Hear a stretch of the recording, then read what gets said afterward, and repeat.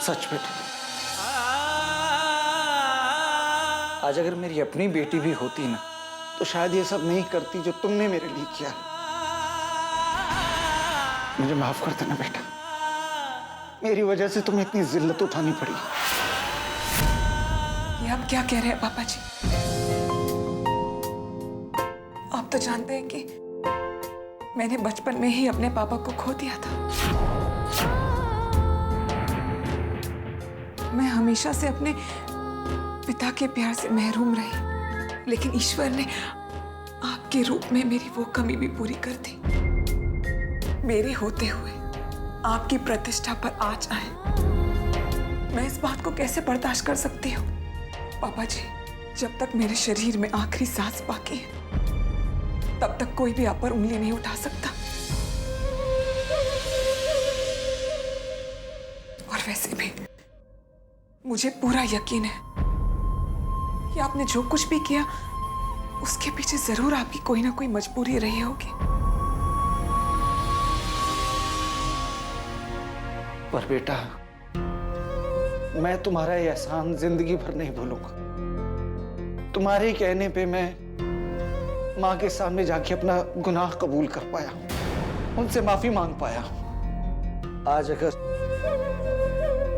अगर तुम मेरा सहारा नहीं बनती तो मैं जिंदगी भर अपने गुनाह के बोझ तले दबा रहता। पापा जी प्लीज, अब आप मुझे और शर्मिंदा मत कीजिए। मैंने जो कुछ भी किया वो मेरा फर्ज था, और अब आप प्लीज इस बारे में कोई बात नहीं करेंगे। मैं आपसे विनती करती हूँ कि जो कुछ भी हुआ आप उसे एक बुरे सपने की तरह भूल जाइए, क्योंकि मैं नहीं चाहती कि मेरे पापा की नजरें किसी के भी सामने झुके। मैं चाहती हूँ कि आपकी नजरें हमेशा उठी रहे। जीती रहो बेटा।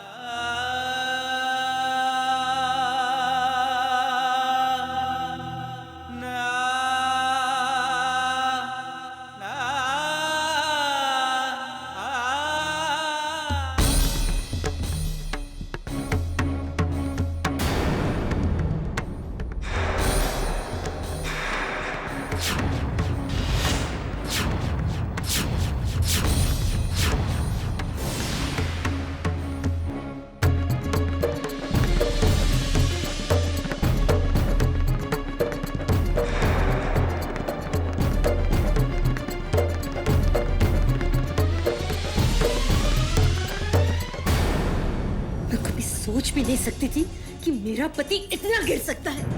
क्यों क्यों किया आपने ऐसा? अरे ऐसी क्या आफत आन पड़ी थी कि आपको चोरी करनी पड़ी? मुझे माफ कर दे कोकी, मैं अपने होश खो बैठा था कोकी, मुझे माफ कर दो। क्यों किया आपने ऐसा? अरे आपने ये भी नहीं सोचा कि जब सच्चाई का पता सबको चलेगा तब? मैं मजबूर हो गया था कोकी। तुम तो जानती हो डैडी के जेल जाने के बाद सारा बिजनेस ठप हो गया था। मुझे लोगों की उधारी चुकानी थी, पैसों की सख्त जरूरत थी मुझे। जरूरत थी तो पैसों का इंतजाम कहीं और से भी तो कर सकते थे। कहाँ?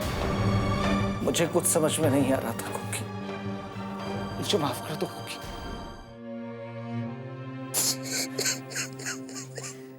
जानते हो, घर में सबसे ज्यादा चीख चीख कर मैं कह रही थी कि हमें चोर का नाम तो पता होना ही चाहिए।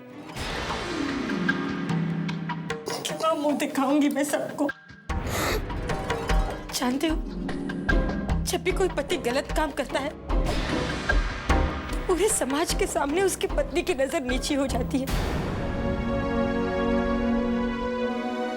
ये तो अच्छा हूँ माँ और पायल का, जिन्होंने पूरी बात संभाल ली, वरना मैं क्या मुंह दिखाती सबको।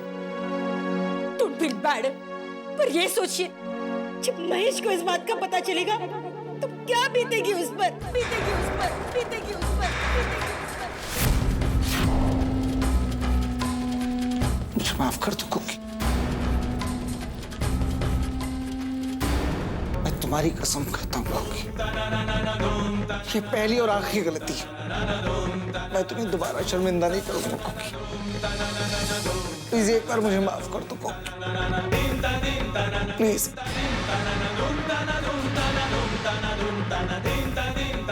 कोकी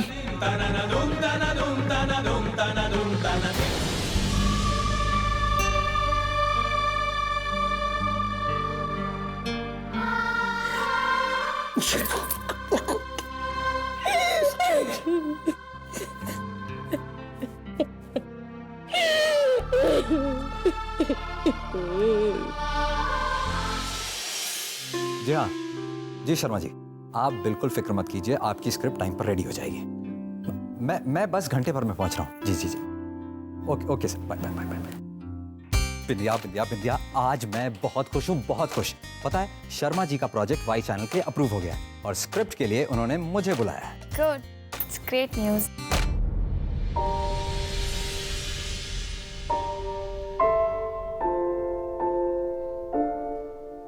छोड़ो इसे।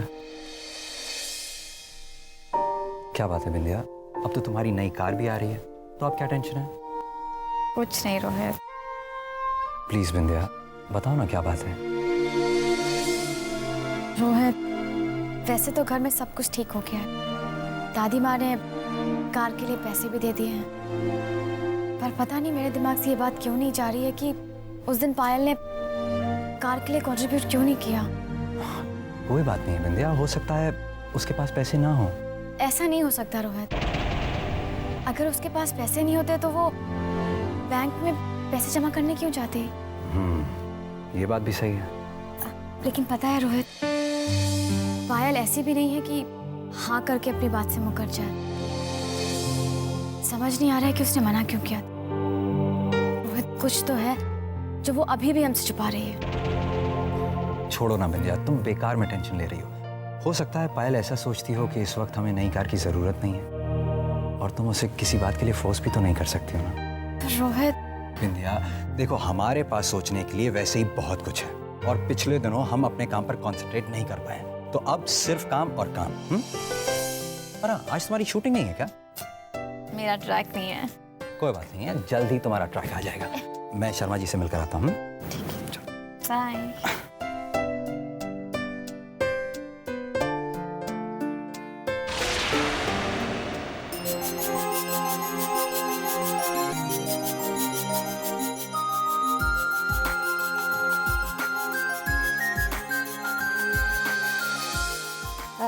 अरे समीर, आज से माता जी की आरती में तुम तीनों भाइयों का होना जरूरी है।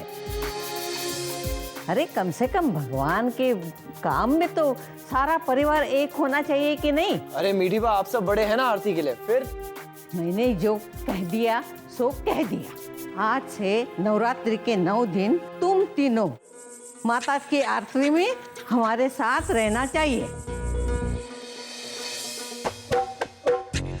अरे महर भाई, ये लीजिए, ये खीर चख के देखिए ना कैसी बनी है। एक सेकेंड। तुम्हें पण चाखो ना। हाँ।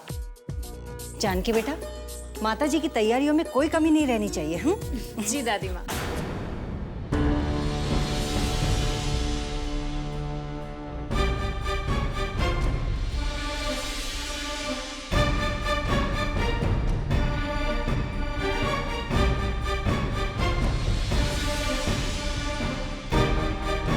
पायल, क्या बात है? आज तक तो ऐसा नहीं हुआ। ऐसा क्या हुआ है? पहले हम तीनों बहुरानियां एक साथ मिलकर काम करती थी। अब तो ऐसा लग रहा है जैसे सब कुछ बदल सा गया है। क्या बात है पायल? ये अचानक तुम्हें क्या हो गया है? क्या बदल गया बिंदिया? मैंने ऐसा क्या किया है? देखो पायल, तुमने उस दिन भी कंट्रीब्यूट करने से मना कर दिया था। पता नहीं मुझे ऐसा क्यों लग रहा है कि तुम हम सबसे कुछ छुपा रही हो। तुम्हें गलतफहमी हो रही है बिंदिया।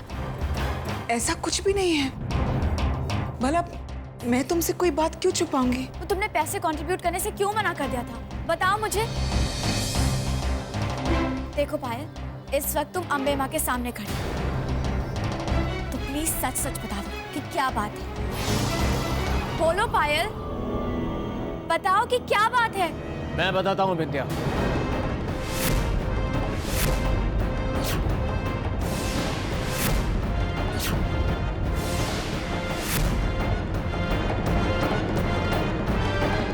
दरअसल पायल को 10 लाख रुपए की जरूरत है।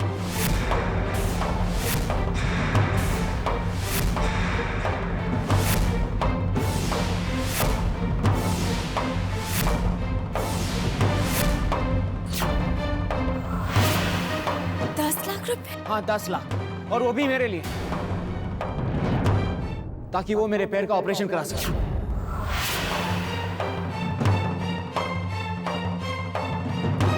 पायल ने यूएसए के डॉक्टर्स के साथ बात की है और उन्होंने बताया कि ऑपरेशन के बिना मेरा पैर ठीक नहीं हो सकता।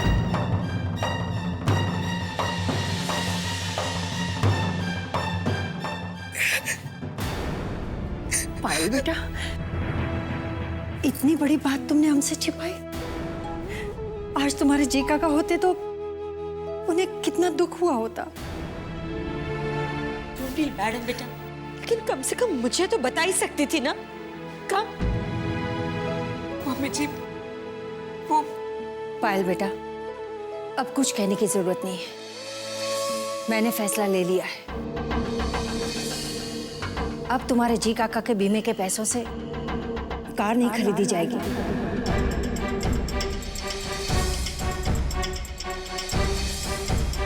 पर दादी माँ, कार के लिए घर में सबका बहुत मन है। पायल, कार तो कभी भी आ सकती है, मगर इस पैसे का उपयोग अगर महेश भैया के इलाज के लिए होगा तो जी काका को भी अच्छा लगेगा और हम सबको भी।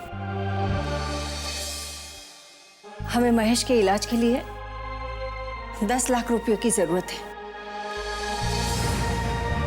और इतनी बड़ी रकम हमारे पास है नहीं। मैं ये जानना चाहती हूँ कि इस काम के लिए कौन कितने पैसे दे सकता है। नहीं दादी माँ, ये लड़ाई मेरी है और मैं इसे अकेले लड़ूंगी, अकेले लड़ूंगी, अकेले लड़ूंगी, अकेले लड़ूंगी, अकेले लड़ूंगी। नहीं पायल, ये लड़ाई तुम्हारी अकेले की नहीं है, हम सब तुम्हारे साथ हैं। हाँ महेश, तेरा पूरा परिवार तेरे साथ है।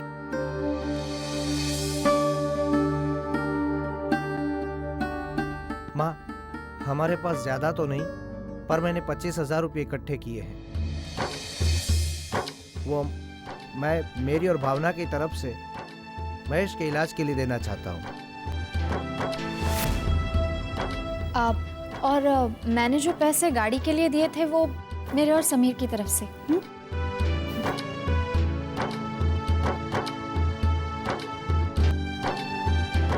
माँ, मेरे पास जितने गहने हैं वो मैं महेश के इलाज के लिए दे दूंगी। चाची, सुनंदा, मेरे पास पैसे नहीं हैं, लेकिन आशीर्वाद देने के लिए है। मैं दुआ करूंगी कि मेरा महेश जल्दी से जल्दी अच्छा हो जाए। हाँ, जिसके पास इतना प्यार करने वाला परिवार हो, दुनिया की कोई भी मुसीबत उसका कुछ नहीं बिगाड़ सकती। अगर अम्बे माँ ने चाहा तो अगले साल महेश भी हम लोगों के साथ गरबा खेल सकेगा। लेकिन हम लोगों को ये नहीं भूलना चाहिए कि कल माताजी के गरबे की स्थापना करनी है, इसलिए पूरी तैयारी आज रात ही हमें करनी है। चलो चलो, काम पे लगो सब लोग, चलो।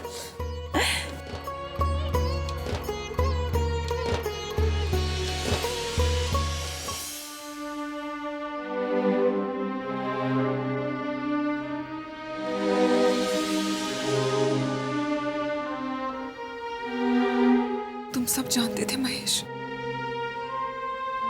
हाँ, तुमने मुझे कुछ बताया क्यों नहीं? क्योंकि मैं तुम्हारी हिम्मत और कोशिशों का अपमान नहीं करना चाहता था पायल। महेश, तुम मेरे साथ हो, यही मेरे लिए काफी है पायल।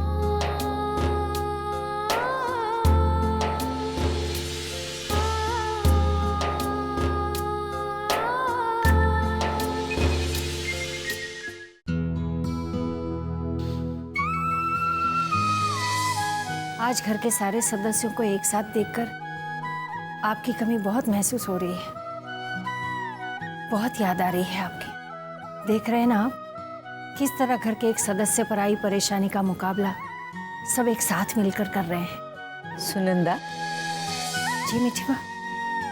देखा गोपू, कितना कमाल का तोड़ निकाला है मेरी बहू ने चोर पकड़ने के लिए। पर आजकल मुझसे भी बातें छुपाने लगी है ये सुनंदा। देखा, मुझे भी पता है नहीं चोरी किसने की है।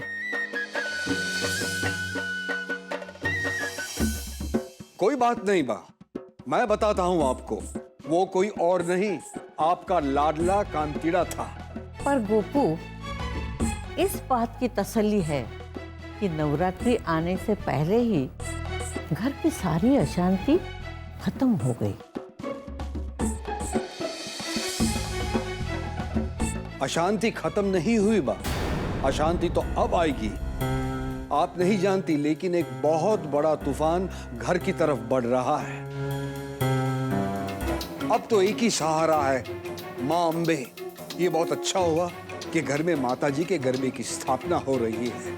अगर इस घर को आने वाले तूफान से कोई बचा सकता है तो माँ अम्बे ही है। मैं आने वाले तूफान को रोक तो नहीं सकता, लेकिन माताजी से प्रार्थना जरूर करूंगा कि मेरे घर परिवार की रक्षा करें। देखो कैसे खुश हो रही है ये दोनों। अरे खुश होने की जगह आने वाले संकट से बचने का रास्ता ढूंढो।